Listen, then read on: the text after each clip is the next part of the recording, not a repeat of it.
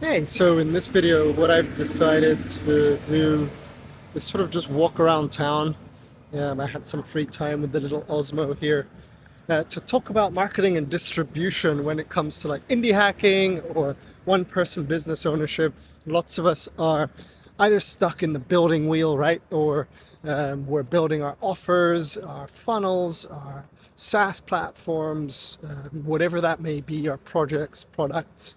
I see a lot of people, especially ones that I coach, and primarily the main thing or the main bottleneck is not having enough users or enough clients or not having any clients if we are starting from the SaaS world. And to me, like lately, I've been embracing the modern maker in me, the builder who's been building lots of little startups.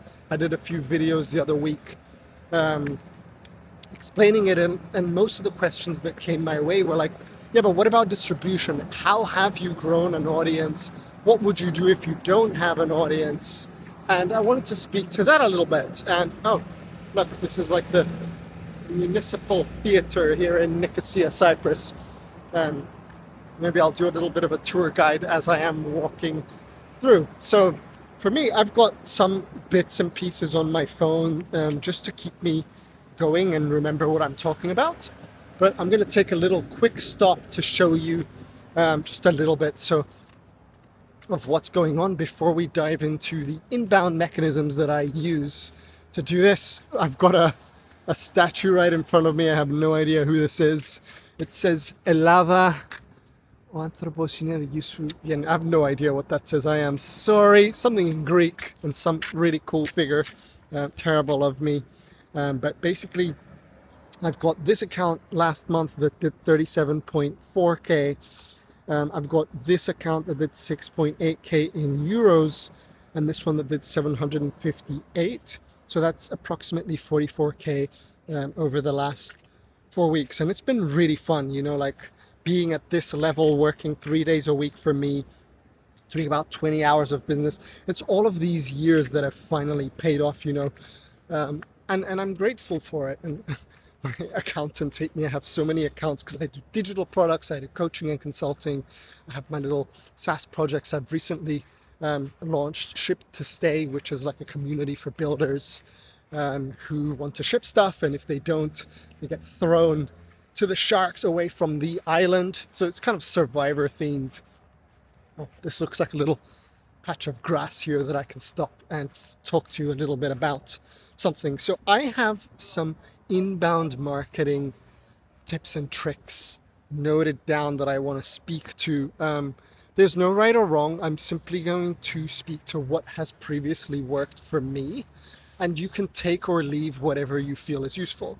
Now, when I had the agency, I did outbound and I sent cold emails and all of this stuff and did calls, but all of that is misaligned with the business model that I will run, even though it works, right? So I am like notoriously known to be somebody who loves inbound. Some things work, others work less. And I'm just going to speak to what worked for me and consider you on your journey. Maybe you have an audience, maybe you're starting one. The indie crowd, like on Twitter especially, is like, I can build, but how the hell do you market?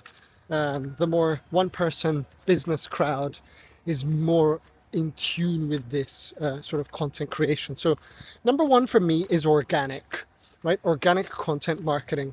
That's the primary thing that got me this far. I've been posting on LinkedIn and Twitter and Instagram and YouTube since 2023.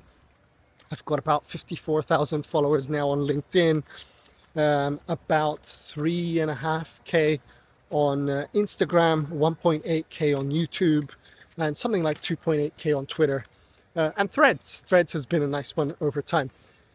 So what I do is I have a model which is literally one post per day per platform. I basically come from an email marketing world as well. So I start on email, but I redistribute to LinkedIn. What happens on LinkedIn, I'll just speak to that, but the premise applies everywhere, is I will write 7 days a week. You don't have to write seven, it could be 3 or 4. You follow the cadence that you want. And the thing is to stick to it, just like going to the gym, right? So for me, when I got up there, I just have a strategy. if you ask any content marketer, they will tell you, you know, you're gonna have top funnel, middle funnel, bottom of funnel. I just split it into two, which is really easy. It is creating show content and share content. So 80% of my LinkedIn posts are show content. And this is exactly what this video is doing. I am demonstrating and showing you something that I have already done. And the other 20% is share content. So showing is demonstrating what you're doing at your job, like, or at in your one person business. So that could be, here's a feature I built in my app, or here's a funnel I built, here is a problem I solved, here is a summary of a call with a client, here's a solution. You know, I use my calendar to collect show contents to show, because it's the easiest thing to go back in the past. So I collect it rather than create it. And then share content is my hobbies, my interests. You've seen some of my videos here. I share my cats, my dogs, my love for running, music. Now I'm in the park talking about Cyprus.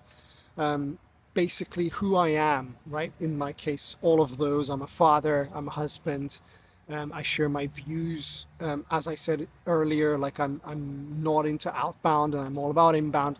So if you do 80% show content and 20% share content, what will automatically happen is people will be drawn to you, right? You don't have to tell or teach or do any of that stuff. It sounds smart. You just got to show people what you're doing. And some of my most well-received YouTube videos have been literally me writing 7 posts in 30 minutes. And that was like a simple Loom video where I hit record and I just spoke as I wrote posts, right? So that is my best thing. Or me showing a dashboard now to the MCP that I built that has 70 users and talking through the dashboard. Like, it's literally demonstrating, or, you know, you've heard build in public, but instead of building and saying, I'm going to do this, you come back and you collect and you show the receipts. So I covered that for all platforms. What I do is I pick one theme for the week and then I go deeper into YouTube. So that's why I've been doing every Monday. Well, I shoot them before Monday, but every Monday I launch a YouTube video that just covers that much ground, right? So on Instagram, I either copy paste or, you know, read out my posts in my head and then pick up my phone and speak to them. That has been by far the easiest way to do Instagram organic.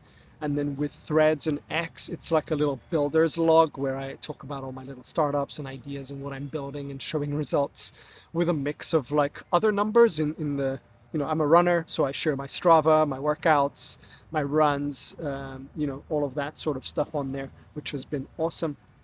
And then all roads lead to jacobpeggs.co, jacobpeggs.co, which is just my landing page. You can subscribe to my email list, but I also have my suite of products there that is Stripe verified. Like, there's a lot of claims in the industry.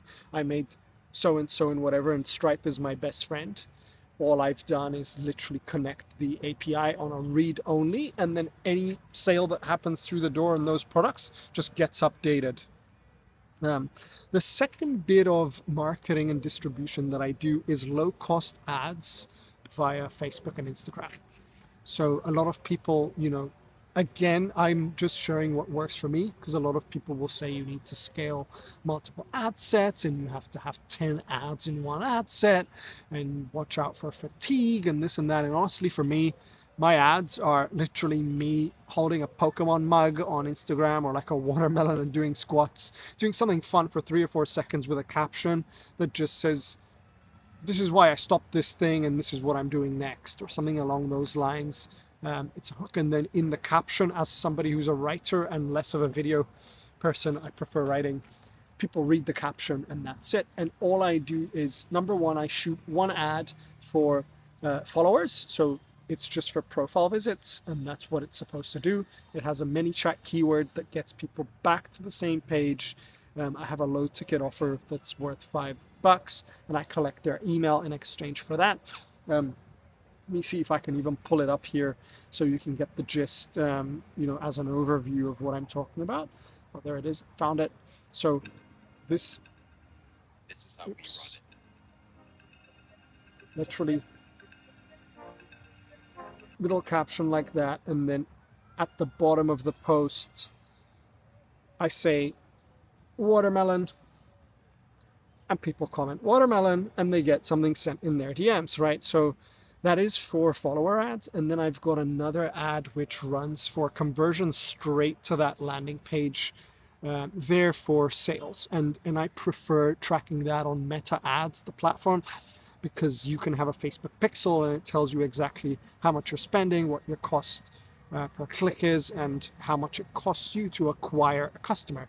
So with that in mind, um, I want to acquire a high ticket customer for every $300 I spend, and the only metric that counts is that, and then within 10% ascension from customer to client on the ads. So you can run any sort of ad. I've heard Google ads, YouTube ads, all sorts of ads. You've Reddit ads. For me, the simplest thing is just running a boosted post on Instagram for growth, and then setting up my Instagram to have my pinned posts and things, and people just go down their own rabbit hole and go deeper, and then have one conversion-based ad on Facebook Meta. Another underrated thing that I do is use the ConvertKit, or now recently called Kit Creator Network. So I have about 74 people recommending my email list through Kit. And those started off as friends, others just, get forwarded my emails or end up on my email list and also use Kit. But, they've recently made me an affiliate, but I just simply spoke from the heart about Kit and have always recommended it, simply because this feature blows everyone out of the water. Like, if you get friends that are creators or other business owners and they're using it, every time someone opts into my email list, for example, I have 3 or 4 recommendations of friends that I like and also respect in terms of their newsletter, and they share mine in return. So when 74 people are sharing your email list, like I've grown it now to like just under 7,000 over the years, but that network alone just gets you free leads in your inbox that you can email. So I took that principle and I do the same on LinkedIn. I call this like borrowing an audience, where when I first started, I would again, make friends and acquaintances, not competitors, even if we were competing. The premise of borrowing an audience was to ask them if we could do a joint carousel, um, for example, and then we would both repost it to our own audiences. On Instagram, I think you're allowed to do like a joint carousel anyway, but the premise is that, and now I know YouTube has started doing that, where you can collaborate essentially, but borrowing audiences of people that are already there is a really cool hack to distribute people into your world and grow your network. So in that sense, that has been a massive, massive thing.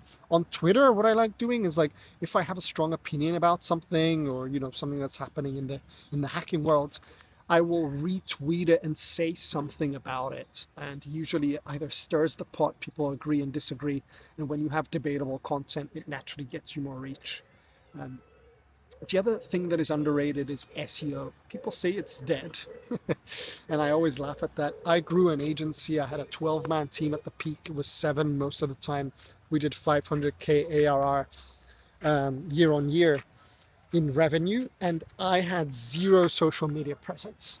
All I did was I had a WordPress blog for the agency. It's still alive. You can go on mojodesign.io and see it. And we would write articles, and it would do some ridiculous shit, like 400,000 impressions coming through organically for solution-aware buyers. Like, we used to rank for the keyword web design Cyprus or web development Cyprus, SEO agency in Cyprus. And it's like, we have an advantage here because the island is quite small. The population is about 1 million. But all that to say, I figured out how to get reach from Google and then direct people to our blogs. And blogging is very similar to content marketing, where you have your top of the funnel, your middle of the funnel, and your bottom of the funnel. And to this day, I get leads and I just send them to web developer friends of mine, because the agency folded in 2023. But I plan to do exactly the same thing now for my little startups, where you may or may not know somebody called Justin Welsh. He recently wrote an email about how he used Claude Code to literally one-shot his blog. So I think he uses Next.js and JavaScript, because I did a little bit of research. But One really cool thing that I did is I looked at his CSS. If you can inspect the page, you can like right click and say view page source, and it shows all of the CSS. So it pretty much gives away, if you know anything about programming, how it was built, and Claude can assume and piece the pieces together. It's actually really simple to put together, but his blog is good from a writing standpoint because all it does is just have text and an image, and it sorts it out in different tags. So even if you don't like it, or you just find an example of a blog you like, nowadays with Claude Design and Claude Code, it took me less than 10 minutes to build it, and I'm launching it with the same premise to get keywords for my startups, for my businesses, and start ranking on there. But it was the only way that we got clients, or 90% of our clients for my agency came from SEO back in the day. The other thing is AEO, which is AI search. By blogging and understanding that world, you can also figure out how to rank on ChatGPT, on Claude, on Gemini, on general LLMs. If you search your name on ChatGPT, you can see what comes out. Um, and that is going to be the future, right? People hang out in chatbots now rather than Google. So that is the number one thing that you should be looking at in terms of content.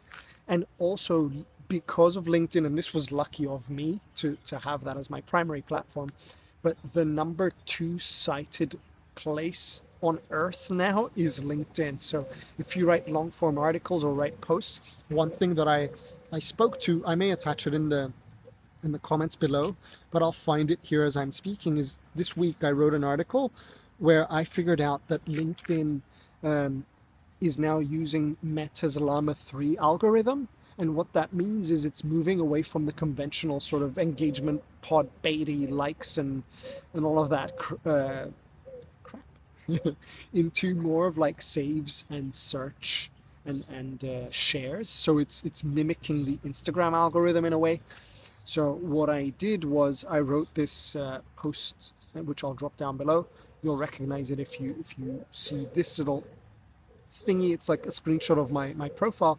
And I said the most important things now that the LLM searches for are who you help in your bio. Like I used to just have Modern Maker building digital leverage, but when AI reads it, I would tell it Jack, basically. So I had to fix it, and now I say who I help within the first 70 characters, and that should be before the cut.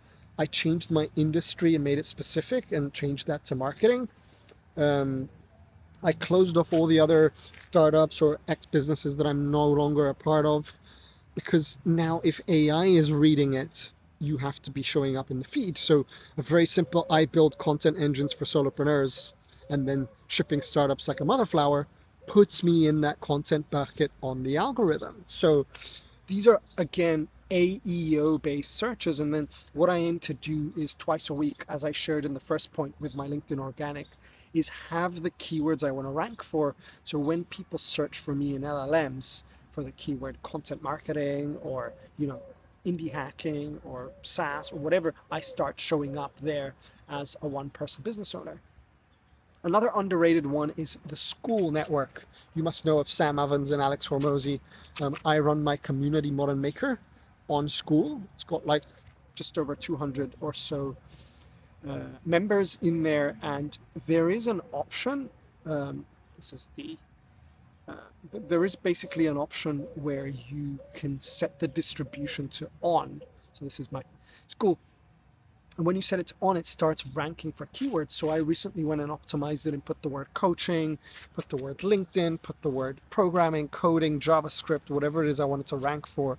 And School recently tells you where your clients came from, which is a really, really cool thing. So you can see here I've got a legend in my network called Sarah, and it says on the bottom she came from the School Network, which is a really, really nice thing to see for me, because that means then the SEO through the School Network is pulling its strings and it's getting people through the door. And that to me is amazing to see, because you can then see how many are coming from YouTube, from Google, from wherever it is they're coming from. And I've gotten like 3 or 4 people sign in the last month just from the School Network. So That's underrated. You may be on Circle or WAP or whatever. If they do have a distribution network and you have a community, you should run it in there. Like, I love Discord and all, but that is like a con that you can't have in that case. The other and last bit of distribution that I rely on is referrals. So with referrals at hand, it is awesome because I have like a 10% cut for anyone inside Modern Maker or anyone who works with me one-on-one or brings someone over. And that over the last, I want to say decade has served me very well because your product, your work is the marketing. And if they like it and they refer, I've even had students pay off their entire year by referring 2 or 3 people to me, and keeping it at that. So in summary, we've covered a lot of ground. I hope this was useful. You got a little bit of the park in Cyprus here, but we did organic, we did low-cost ads, we did the Kit Creator Network and borrowing audiences, we did SEO, AEO, school network, and referrals. And there's people who use this. You maybe found something in here. Other people have, in essence, combined it with outbound and stuff like that. But I hope you learned something. If you have any thoughts or comments or questions, you can hit subscribe and shoot them down below, and I'll see you in the next video.